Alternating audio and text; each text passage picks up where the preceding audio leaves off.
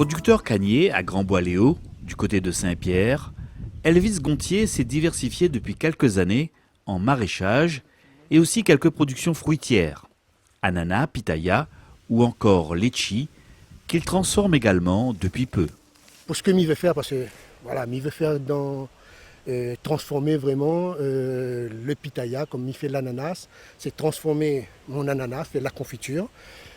Confiture ananas pitaya, confiture ananas banane, confiture ananas litchi. Vraiment, c'est transformer cette confiture-là avec les fruits que l'exploitation y possède. Hein. Il faut savoir aussi qu'aujourd'hui, moi, elle est suivie par la Chambre d'agriculture. Là, il y a notre technicien que l'est avec moi, que lui suit moi aussi dans ce projet. C'est en fait un beau projet agro-touristique qu'Elvis souhaite créer en ouvrant son exploitation agricole aux visiteurs. Parce que comme il fait de l'ananas, moi, l'a remarqué que le consommateur en lui-même, il pose vraiment beaucoup de questions. Monsieur, les ananas, ils viennent d'où? Monsieur, comment il plante un pied d'ananas? Ouais. Et c'est là, moi, l'a réalisé que le consommateur lui voit que les fruits quand il est sur les rayons. Mais le travail que Néna derrière, lui connaît pas. Donc aujourd'hui, il crée mon activité, hein, mon petit projet là, c'est de permettre aux consommateurs déjà, hein, aux touristes, qu'importe, hein, de venir visiter déjà ce que MI fait. Tu vois. Donc mon rôle à moi, c'est de vraiment expliquer comment planter un pied d'ananas. Quand on est sur le marché, ou après le temps, on explique tout ça. Donc moi, c'est content de rouvrir ce projet-là pour que MI puisse vraiment expliquer c'est quoi une culture d'ananas. En plus de la visite de son exploitation, l'agriculteur compte bien proposer également une balade guidée juste à côté, dans la ravine de Lens. Mon mamie appelle ça la ravine de mon enfance. Pourquoi? Vous allez comprendre pourquoi. Parce qu'il nous va rentrer. Mais avant de rentrer, c'est ma façon de voir. Hein. Il dit toujours, quand on rentre dans une forêt, il faut demander l'autorisation de rentrer. L'autorisation de rentrer à la forêt en fin de compte. Et puis il faut savoir aussi que nous, ça rentre dans une nature, il faut respecter, que ce soit l'endroit, que ce soit les plantes, quoi que nous va trouver, il faut respecter cette belle nature-là. Allez. Donc là, nous va descendre. Elvis nous conduit ainsi sur les traces de son enfance, son terrain de jeu privilégié, grandeur nature. Nous, quand nous étions jeunes, nous étions petits, enfin petits, allez, on va dire 7 ans, 8 ans, hein, nous l'a passé notre temps dans la ravine. Tu vois, ça c'était notre moment de parc, de tout en fin de compte. Alors, quand nous faisions, nous prenions notre sel avec notre petit couteau, hein, nous emmenons dans la ravine et nous montions sur les arbres. On avait les branches, hein, et nous cassions les mangues en l'air pour nous manger. Mais ils ne mangeaient pas une mangue, hein. Ils mangeaient une dizaine, une vingtaine de mangues avec les cousins, les cousines, les amis, tout. Ouais. Donc, alors chacun avait cette place en l'air pour s'asseoir. Et on connaît, quand nous les jeunes, nous faisons toujours la malice avec nos camarades. Non, mais ça pas raconter un petit peu quoi nous faisait. Mais alors, quand nous étions finement, soit quand nous pêchions notre mangue, nous lançons la peau sur notre camarade. Ou sinon, nous lancer le grain sur notre camarade. C'était les amusements des marmailles de l'époque. Les amusements des marmailles.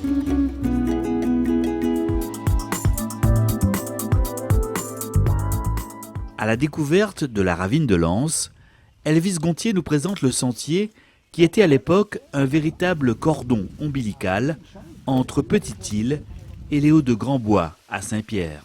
Dans le temps de mon grand-père, mes parents, les gens du village, hein, les gens de mon quartier, ils utilisaient ce sentier-là pour aller à la Petite-Île. Parce que là, on est à Saint-Pierre, commune Saint-Pierre, et de l'autre côté de la ravine, c'est la Petite-Île. Donc, les gens du quartier, ils passaient ici pour aller à la Petite-Île. Ils avaient de la famille, ils partaient voir. Et le plus formidable là-dedans, ils partaient faire des courses. Ouais, ils n'avaient pas de transport comme aujourd'hui, ça va dans les grandes surfaces, tout ça là. Ils menaient de temps, sous bic. Enfin, il dit la soubique longtemps, hein. Le bretelle sur le dos, il partait à la boutique, à Petite-Île. Ils remplissaient cette commission et ils repassaient ici par le petit sentier. Et c'est tout le monde du quartier qui faisait ça. Après quelques minutes, nous arrivons au cœur de la ravine de Lens. Le temps pour Elvis de nous conter une nouvelle anecdote. Donc moi, ce que je me rappelle, hein, cette roche là-bas en face de nous, là, c'était la roche de ma maman. Elle, c'était sa roche. Alors, qu'est-ce qu'on faisait? On descendait avec la bassine linge sur la tête, nous descendait et nous déposait là. Maman, il lavait. Et nous, qu'est-ce qu'on faisait? On partait baigner, nous. Tu vois? Et quand maman était fini de laver son linge, parce que là, elle avait le savon, elle avait la brosse. Et encore, ce n'était pas la brosse machin, hein, c'était les cotons de maïs qu'il lavait le linge avec. Et puis il avait le battoir comme ça là, ou sinon il battait le linge par terre comme ça. Alors, quand maman était fini de faire ça, le linge était propre, il disait: Marmaille, ramène ma bassine linge là-haut, à sa maison, et ramène d'autres. Alors, nous monter, déposer le linge propre, nous redescendions avec un autre bassine linge sale, en fin de compte. Il faisait tout ça, il faisait un roulement comme ça, quand la ravine coulait, bien sûr. Hein. Donc, voilà, là, aujourd'hui, nous avons encore ce petit bassin. Un autre bassin rappelle à Elvis d'autres souvenirs inoubliables.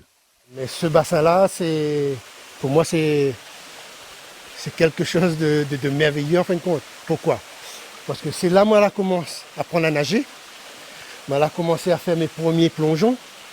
Moi, là, commencé à faire mes premiers saltos. Et il y avait vraiment, le voisinage était là, les cousins, les cousines, les tantes. Ouais, quand il annonçait à nous un cyclone, nous étions contents, nous, parce qu'on dit: ah ouais, chouette, la ravine est cool. Quand il enlève la lettre numéro rouge, je ne sais pas pourquoi, et il dit: nous pouvons sortir dehors. La première chose, nous regarder si nos animaux étaient encore dans les parcs. Et une fois on a mis l'ordre dans la cour, les après-midi, nous étions dans ce bassin-là, avec tous les jeunes du quartier. Et vraiment, nous faisions le petit amusement était là. Donc là, nous l'est arrivé à la cascade. Nous va dire que nous avons le pied dans le paradis. Vous autres va comprendre pourquoi. Elvis, là on arrive au terme de la balade là. Voilà, là nous arrivons au terme de la balade. Hein. Comme qui dirait, pour moi, on est au paradis là, avec cette belle cascade. Là, quand on arrive ici, on oublie tous mes soucis en fin de compte. On oublie tous mes soucis. On écoute la cascade couler, l'eau qui descend. Hein, parce que quand nous écoutons comme ça, nous sommes vraiment dans le repos, nous écoutons comme ça, nous pouvons entendre plusieurs sons. Là, nous entendons les gros sons qui tombent sur les roches, mais si nous écoutons vraiment, nous pouvons entendre aussi les petits bruits que l'on a derrière. Sachant aussi que nous pouvons entendre aussi l'eau qui descend et qui retombe dans le bassin.